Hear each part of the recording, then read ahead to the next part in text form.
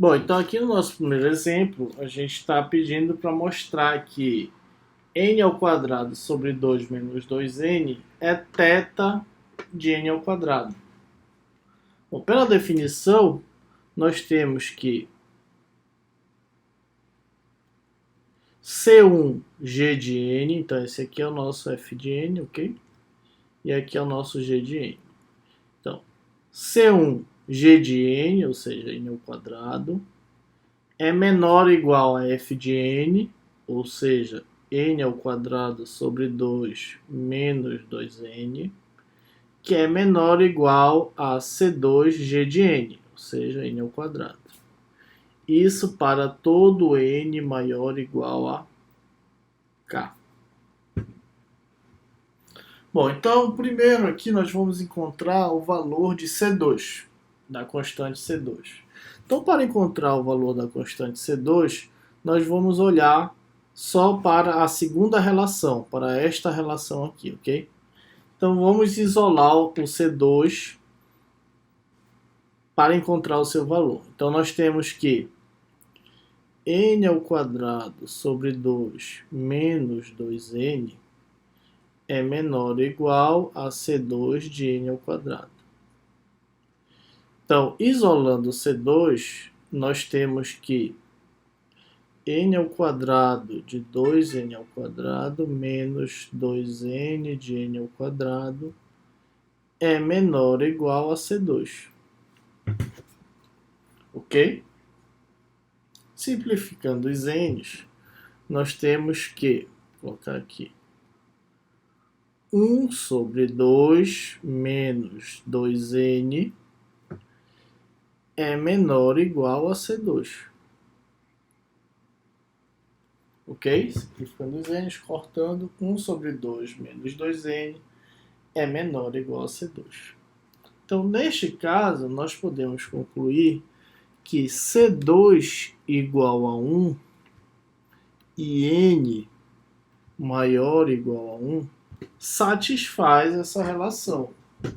Por que satisfaz? Ora, quando n vale 1, nós temos o seguinte: 1 sobre 2 menos 2 é menor ou igual a 1. C2 está valendo 1, ok?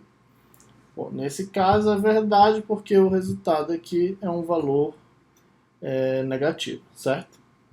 Ok, mas e quando o valor de n crescer?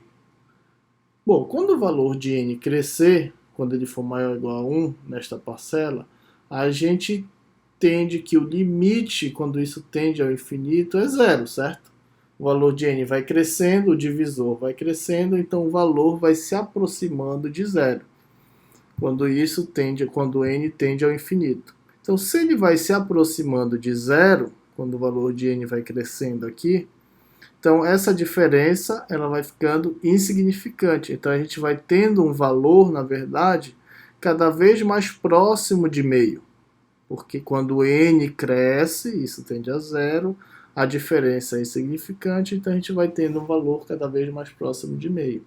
Se a gente vai tendo um valor cada vez mais próximo de meio, a gente garante que 1 sempre vai ser maior ou igual a um valor cada vez mais próximo de meio. Então, C2 igual a 1 para n maior ou igual a 1, esta relação é verdadeira. Então, nós encontramos o valor de C2. C2 é igual a 1. Agora, vamos encontrar o valor de C1. Encontrando o valor de C1, a relação é C1, n ao quadrado, é maior ou igual a zero, e é menor ou igual a n ao quadrado sobre 2 menos 2n, para todo n maior ou igual a k. Vamos encontrar, então, agora o valor de C1 e o valor de k. Isolando C1, nós temos que C1 é maior ou igual a zero e é maior ou igual a meio menos 2n. Bom, aqui é a mesma coisa, tá? Porque o n ao quadrado vai passar dividindo para o outro lado e gera a mesma coisa que fizemos anteriormente. Meio menos 2n. Para todo n maior ou igual a K. Tá? Então aqui, quais seriam os valores? Olha, se nós considerarmos C1 igual a 1/4 e K igual a 8, nós temos que essa relação é satisfeita. Por quê? Vamos substituir, ok? Bom, 1/4 é maior ou igual a 0. Isso aqui está ok. Agora, deste lado, quando K vale 8, o que, que nós temos aqui? 1/4 é menor ou igual a meio menos 2 sobre 8. Né? K está valendo 8. Então, 2 sobre 8. K é o menor valor de N aceitável. Então, resolvendo isso aqui, meio menos 2 sobre 8, na verdade, vou puxar para cá, está um pouco desorganizado porque a tela é pequena. Tá? Eu não tenho um quadro digital aqui para gravar essas aulas. Né? O professor Nelson até me mostrou uma aula do YouTube, uma professora com quadro digital e tudo, mas infelizmente aqui na UFPA a gente não tem nada disso. Então o espaço está pequeno, vamos fazendo o esforço aqui de colocar tudo no slide só, tá? Então, resolvendo, nós temos que 1/4 é menor ou igual... Bom, resolvendo, nós temos que 1/4 é menor a meio menos 1/4. Né? Simplificando aqui, dividindo por 2, 1 sobre 4. Então, 1/4 é menor ou igual... Bom, meio menos 1/4, 1/4. Então, 1/4 é menor ou igual a 1/4, a relação está satisfeita. Para K igual a 8. Aí, quando o valor de N for maior ou igual a K, quando N for maior que 8, 9, 10, 11, nós vimos que quando o valor de N cresce, e ele está aqui no denominador, quando isso tende ao infinito, essa divisão tende a zero. Se ela tende a zero, essa diferença torna-se insignificante. Então, quanto maior o valor de N, mais próximo nós estamos de meio. Se mais próximo nós estamos de meio, a gente garante que 1/4 sempre é menor ou igual a meio. Então, esta relação é verdadeira quando os valores de N vão crescendo e os valores de N são maiores ou iguais a 8. Okay? Então, nós encontramos os valores de C1, C2 e K. C1, 1/4.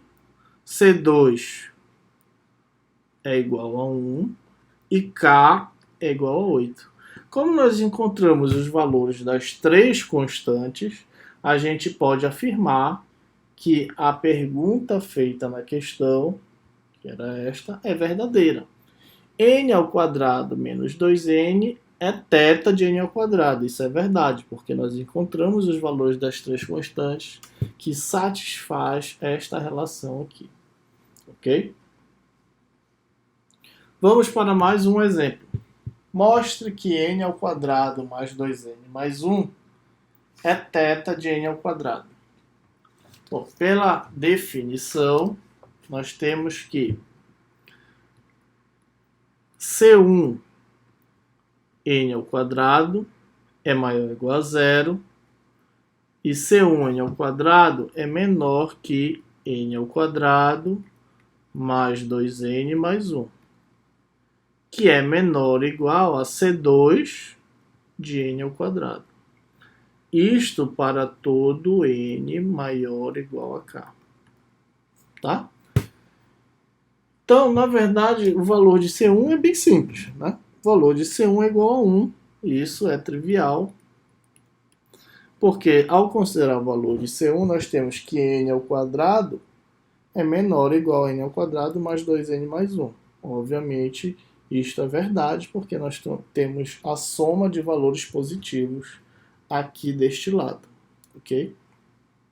O que nós precisamos, então, é encontrar o valor de C2 e o valor de K. Vamos fazer isso, isolando o C2. Então, isolando o C2, nós temos que n ao quadrado mais 2n mais 1 é menor ou igual a C2n ao quadrado. Então, dividindo todo mundo por n ao quadrado, nós temos que 1 mais 2 sobre n mais 1n ao quadrado é menor que C2 para todo n maior ou igual a k. Tá? Nós temos esta relação. 1 mais 2 sobre n mais 1n ao quadrado é menor ou igual a C2 para todo n maior ou igual a k.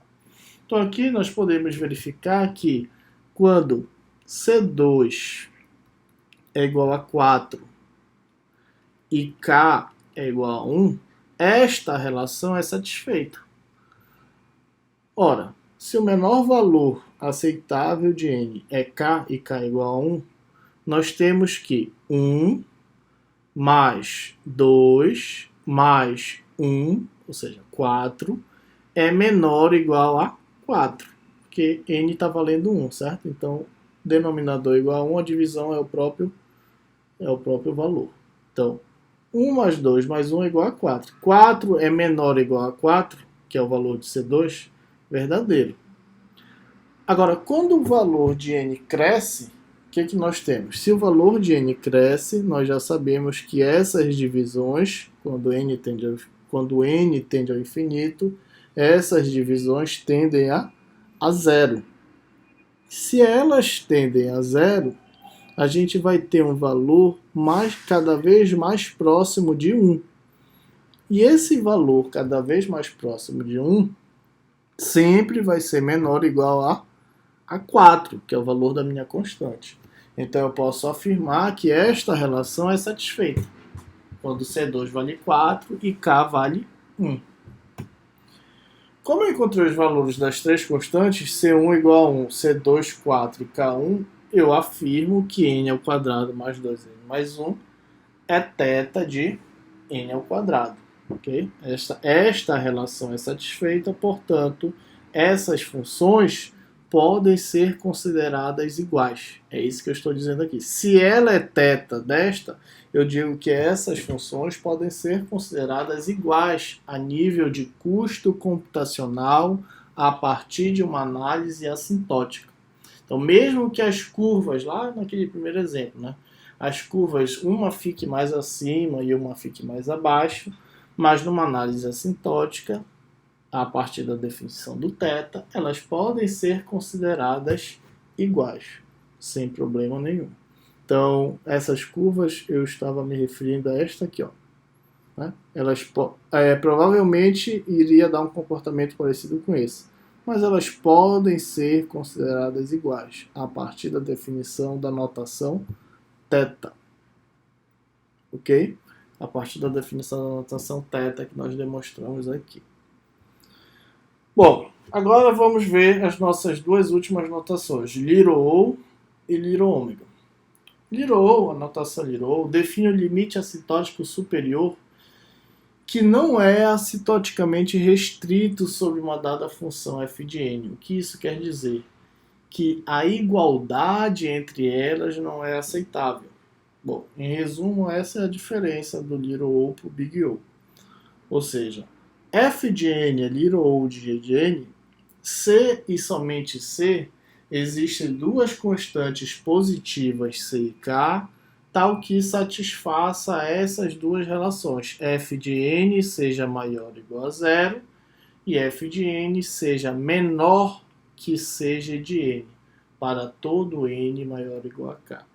Então, ela não é assintoticamente restrita porque nós não temos esta igualdade aqui, ó, tá? Se nós tivéssemos essa igualdade, né, esta é a definição do Big O. F de n, Big O de g de n.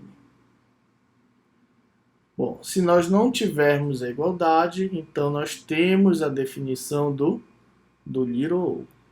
É a diferença que deve-se tomar cuidado ao demonstrar se uma função é little ou da outra. Tá? A igualdade entre elas não existe. F de n sempre tem que ser menor que g de n para alguns valores positivos de c e k.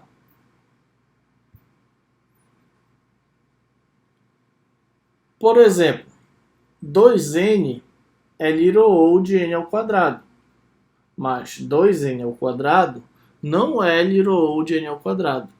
Tá?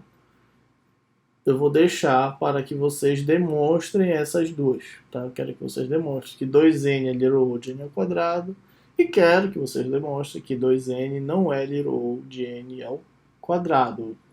Partam desta definição, isolem o c e vocês têm que demonstrar que as relações são satisfeitas ou não podem ser satisfeitas para demonstrar que não é. Tá? Como nós já sabemos demonstrar do Big O, a do Little O é bem parecida. Little ômega. A notação Little ômega define o limite assintótico inferior que não é assintoticamente restrito sobre uma dada função f de n. F de n é Little ômega de g de n. C e somente C, existem duas constantes positivas, C e K, tal que satisfaçam essas duas relações. A mesma coisa. C g de n tem que ser maior ou igual a zero, porém tem que ser menor que f de n para todo n maior ou igual a k. Mesma coisa.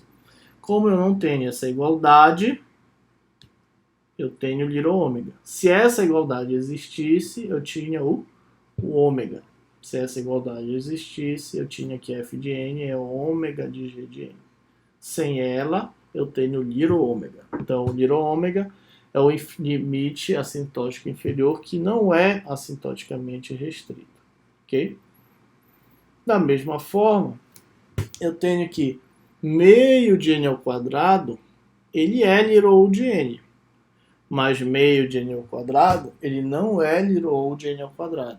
Tá? Eu quero também, assim como no exemplo do little o, vocês demonstrem no little ômega que essas duas relações, né, a primeira pode ser satisfeita, e quero que vocês demonstrem que esta segunda aqui não pode ser satisfeita, por isso não é little o, ok? Ou seja, que aqui vocês vão encontrar os valores de C e K, e aqui vocês não podem encontrar valores de C e K, por isso não é little o de n ao quadrado. Tudo bem? Bom, sobre esses crescimentos das funções, quando a gente analisa um algoritmo, encontra a função que representa o seu custo computacional. Tudo bem. A partir dessas funções que representam o custo computacional do algoritmo, a gente pode comparar dois ou mais algoritmos e simplificar esta comparação a partir de uma notação. Se eu simplifico esta comparação a partir de uma notação, eu posso, então, definir a relação dessas funções. Big O menor ou igual, ômega maior ou igual, θ uma relação de igualdade entre as funções, little o menor e little ômega maior. Então, a gente tem essas definições justamente para definir a relação, a comparação de duas funções a nível assintótico. Mas se a gente encontra uma determinada função, ela tem o maior termo representado. Então, a partir do maior termo, se uma função é constante, é o melhor custo computacional que se tem. Então, uma função constante tem um custo computacional melhor que uma função cujo custo computacional é log de n.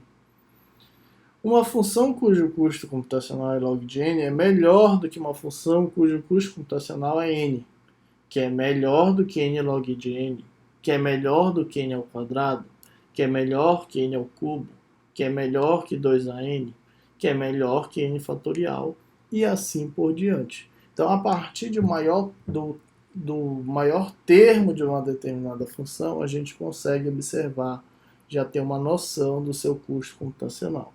Obviamente que essas não são todas, né? Existem outras classes de complexidade que não estão aqui, por exemplo, raiz de n, n a quarta, n a quinta e várias outras aí que vocês podem olhar lá no nosso livro texto de introdução a algoritmos do Cormen, ok? Aqui é só para vocês entenderem que existe uma escala, né, de crescimento das funções que determina o custo computacional de um algoritmo. Mas se você não tem ou esquece o conhecimento dessa escala, a melhor coisa é saber as definições de cada notação e, a partir das duas funções que representam o custo computacional, compará-las pelas definições, isolando as constantes para determinar se a relação é verdadeira ou não. Ou seja, encontrar o valor de C e K, e aí você consegue demonstrar, mesmo sem conhecer o crescimento da função, se a relação é verdadeira ou não.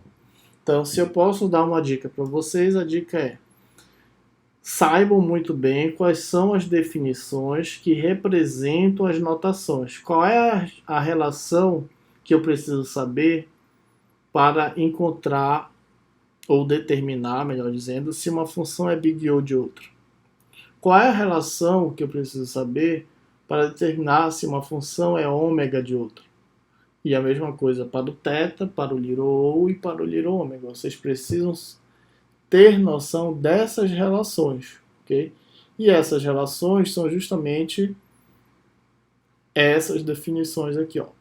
Seja de 1, maior ou igual, menor ou igual e assim por diante. Cada notação tem a sua respectiva definição e é isto aqui que vocês precisam ter em mente. Sabendo esta definição, vocês conseguem desenvolver a resolução para encontrar os valores das constantes e então poder determinar se uma função é uma determinada notação da outra, ok? Sem precisar ter noção do crescimento de todas as funções existentes. As propriedades, essas notações, elas possuem algumas propriedades que, ao saber essas propriedades, a gente pode encurtar certos caminhos ou enxergar determinadas comparações de forma mais fácil. Por exemplo, a propriedade da transitividade ela é válida para todas as 5 notações. Exemplo, se f de n é θ de g de n e g de n é θ de h de n, então nós podemos afirmar que f de n também é θ de h de n. A transitividade é verdadeira para o θ. A mesma coisa para o ômega. Tá? Se f de n é ômega de g de n e g de n é ômega de h de n, implica que f de n é ômega de h de n. Resumindo, se eu fizesse um desenho aqui, ó, das curvas que representam o crescimento de uma função, se eu dissesse aqui, ó, que f de n é big O de g de n. Então, essa aqui é f de n, tá? Se f de n é big O de g de n, deixa eu mudar a cor aqui da caneta.